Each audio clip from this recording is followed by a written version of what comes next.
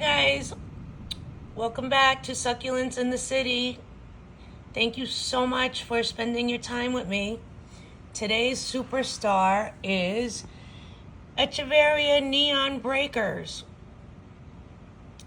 So, let's start with Echeverias. Echeverias are beautiful. I love them, love them, love them. I'm actually obsessed with Echeverias. The thing is that Echeverias can be tricky to grow inside. I find that they either love it or they hate it. This Echeveria Neon Breakers actually, as you see here, loves it. So this right here is where I keep my Echeveria Neon Breakers. I have big windows and I have plant stands, and I just have these cheap little Amazon lights. All my lights are under $30. So I have this guy here, and he gets a mixture of artificial light and sunlight, but it's really, in the grand scheme of things, not a lot of light. So just to be clear, it's really not a lot of light compared to like maybe outside in California, there we go, or Australia or something. It's pretty good houseplant light, and clearly this guy is extremely happy. Okay. So I think one of the reasons why Echeverias can be a problem to grow inside is because of the light situation. Echeverias like a lot of light in general. Usually, if they don't get enough light, they get very etiolated, meaning they grow long and leggy and then they stretch out. Here's an example of an etiolated Echeveria. You see, it's long, it's leggy, kind of stretched. The leaves are pointed downward. This plant, I wouldn't say it's completely unhappy, but is not as happy as this. That's what I'm trying to say is some Echeverias are more tolerant of the lower light conditions in homes than others. Echeveria Neon Breakers is one of those that's more tolerant. Here's another example of an Echeveria that likes it in the house. This is Echeveria Sansera. It can also, this actually could also be a black prince. I'm not exactly sure what this is. If it was a black prince, the color would be much darker. But that comes with more light, the pretty colors. This is also Echeveria purpurosum. This guy is very happy in the house too.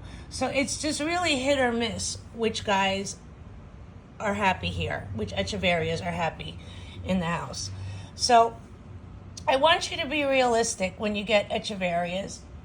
If you have similar growing conditions to what I have. Like I tell you all the time, I have an east-facing window. I live in Manhattan, so I don't have particularly bright light. I have good light. I have really good light. I have this too. And I do supplement it with grow lights. So when I say I want you to be realistic, when you buy an Echeveria, a lot of times online you could see these beautiful colors and they're like orange or purple or black or red or all these colors. If you're growing it inside the house, you more than likely will not get those colors. So this is a purpurosum. I've seen them much more purple. This guy is green, but he's pretty happy. It's fall now, so I could see he probably wants more light, because I see the top leaves are a little bit different, but it's not his show. We're going to get back to this guy, Echeveria Neon Breakers. So the colors, the beautiful stress colors, they come when the plant gets a lot of sun. Now this guy actually has nice colors for being inside. These Echeveria Neon Breakers, they have a lot of the farina, which gives it like that bluish color. And then the tips get pink. I don't know how well you could see it on the camera, but the tips get pink. If this was outside in California, it probably would be neon.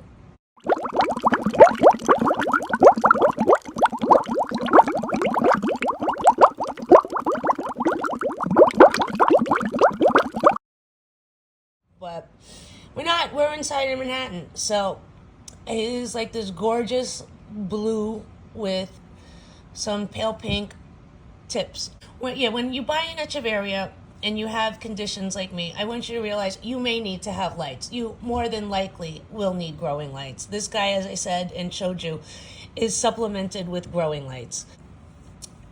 An Echeveria with not enough light is very prone to rot. The look of this doesn't bother me as much, but the fact that it's very prone to rot, that's what bothers me. You know, with this guy in the spring, I'll probably like cut it right here and then just start over. So that'll fix the etiolation, you know. But in the meantime, I'm considering adding more lights. With my channel, I know there's so many people that have these gorgeous plants in the plant community, and I know a lot of them is in Australia, in California. I think they're called Joy Garden. They're from Asia, and then they have these gorgeous, big Echeverias that are like the size of a head of cabbage. That's probably not going to happen inside. So before you buy a plant and get heartbroken and spend your time and your effort, and I want you to just be realistic about what you're going to get. And be realistic that you can have some problems and you may need to invest in some grow lights. That's lighting. Now let's move on to watering. Now, as you can see, neon breakers here, the leaves are relatively thin. If you compare it to something like this purpurosum or the Black Prince. If I rotate and call this guy Black Prince or Sansera, it's because I don't know what this is. This guy actually has his own episode, so if you're interested in him, you could watch that episode. Here's an example of an Echeveria that needs more light and it's not deathly unhappy, but he's showing me that he needs more light and a change in his condition. This is an Echeveria lingua, which his leaves are a lot thicker too. So getting back to our superstar here, because this guy has thin leaves, he's going to need more water than his thicker leaved counterparts, right? The best way to check this for me is to see how firm the leaves feel. The firmness in the leaves, that's called turgor pressure. If there's a lot of turgor pressure, then the leaves are firm. If there's not, then they're soft. So if you can bend them, this guy just got water, so I know he doesn't need it. If you can bend them easily, then you know the plant needs water. Another thing I'm going to tell you about Echeverias is that not all of them, but most of them, this guy included, when you bring them home, they can go into shock and they will lose most of their leaves. Sometimes they die. I've had them that have died. They've just lost all their leaves and they died. I've had that happen also with an Allianopsis, with the shock. But a lot of times they will just replace all their leaves. Now with this one's happy, so you could actually, that noise is the cats running around. You can actually see, I've had this for a while. So he's actually grown a whole new plant. These bigger leaves, this is how thick the leaves were when I brought them home. I think I got this one. This one, I think, was from Home Depot. I think it was from Home Depot. So the leaves were a lot thicker when I bought it. And then because the light is obviously less in my apartment, the leaves became smaller, but it grew a whole new plant. So you could see this leaf, this leaf, this leaf, this, and these were probably, or they were the leaves that the plant came home with. Now all the smaller leaves, those are the leaves, the new ones that it grew once it became acclimated and accustomed and established and happy. So here's another example of an Echeveria that pretty much regrew itself after it got established and happy and acclimated here. This is a crested Echeveria topsy-turvy. So as you see, all here, this is all the new growth, and these larger leaves, that's the old growth. This is what it came with. And it's a crest, so the leaves, when it got here, they were just bigger, and they were packed together tightly like this. And then as with crests, you know, sometimes they grow pieces that are the normal version. So this is the normal, the way a normal topsy-turvy Echeveria would look like. And then, you know, when it got here, it was this long. So it's happy. The most important thing is that it has the compact growth. The leaves are just a little bit smaller. So this one is also, this Echeveria crested topsy-turvy, this is under full grow lights. No natural light for this guy. But clearly, he's thriving. Look at that. These are all happy, happy leaves. Happy rosettes. Look at all that. This guy will probably get its own episode. This is, I'm just going to show you an example of a plant who went through plant transplant shock. This is not an Echeveria, Graptiveria superbum. And it's not dead. As you can see, it started growing, it started regrowing. But this guy, when I brought it home, he just dropped all his leaves. Not the most attractive plant right now, but it will grow back. It will grow back. This guy didn't look that much different than this guy because he went through a lot of transplant shock also. So it's just a matter of being patient. One of the most amazing things about a lot of succulents, particularly Echeverias, Graptopetalum, Sedum, Chrysula, is that you could get a whole new plant just from one leaf. Now what I do, and I recommend that you do this too, whenever I get a new plant that's like an Echeveria or a Chrysula, one of those types, I take a leaf and I try to propagate. Just so in case something happens to the mother plant, I still have that species. I'm going to tell you, leaf propagation is incredibly, incredibly difficult indoors. I would say maybe I have a 20% success rate with just the leaves. If I were to like chop the head off, that's a different story. But to take one leaf and then make a new plant, it's very, very difficult inside. But my neon breakers, look at this. There he is. That's a little baby. And you can see, I mean, this guy, the little baby, probably, he actually has more pink. The baby it's interesting because the baby is not under any artificial light. But this is the leaf, the mother leaf. And so this was a big one. So this was when it first came. I don't remember if that was a leaf. Okay. I don't remember if that was a leaf that fell off when I first got him. Or if I plucked that. But basically it's very easy. You pluck it, you take a leaf, make sure you don't break it, and then I'm just going to show you on this one because it's easier than to show on the neon breakers. Make sure that this area right here that's connected to the stem, that does not get torn or injured, because that's the tissue that's going to form the roots. So, you know, just kind of pull it and twist it, and it'll pop off. I have an audience while I'm filming. So it takes a long, long, long time. Like this little baby is probably 5-6 months old. And I'm not going to remove it from this thing. And I'm not going to detach the mother leaf. You know, the mother leaf, it's still getting its nutrition from the mother leaf. So once the mother leaf dries up completely, that's when I'll remove it from this thing. Now, let me get to my way of propagation. My way is very, you know, I see a lot of people with the YouTube videos, and the way they propagate things, it's nice and it's neat and it's orderly. I don't have the space for that. I really, really don't. I don't have space to line up lots and lots of pots.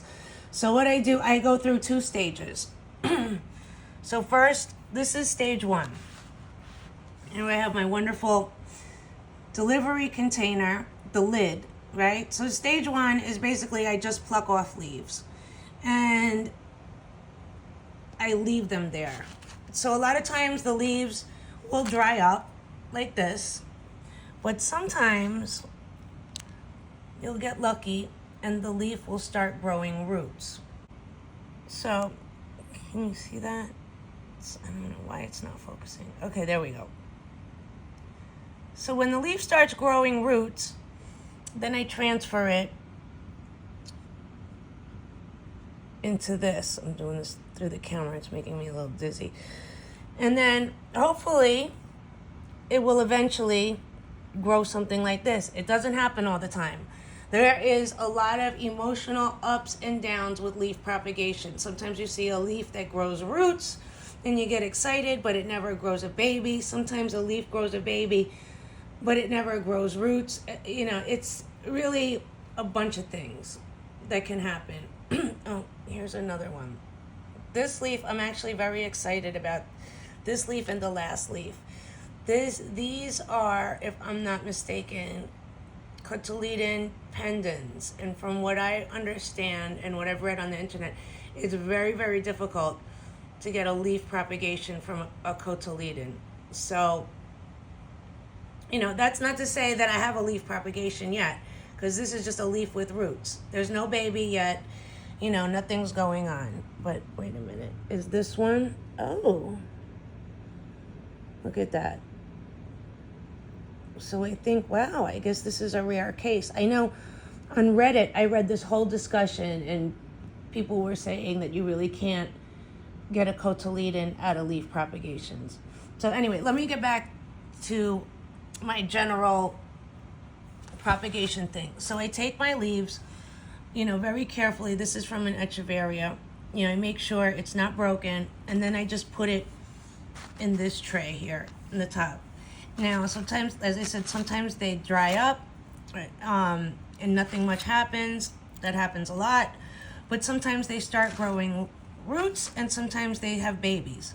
So, you know, once in a while, I just go through it and clean, you know, just pick through things, make room for more. And this is just good to have if you're, like, say you're moving the plant or watering it and you knock over a bunch of leaves. So you have somewhere to put it. You know, somewhere, you know, if you drop the plant or if you're watering it and you knock over a bunch of leaves,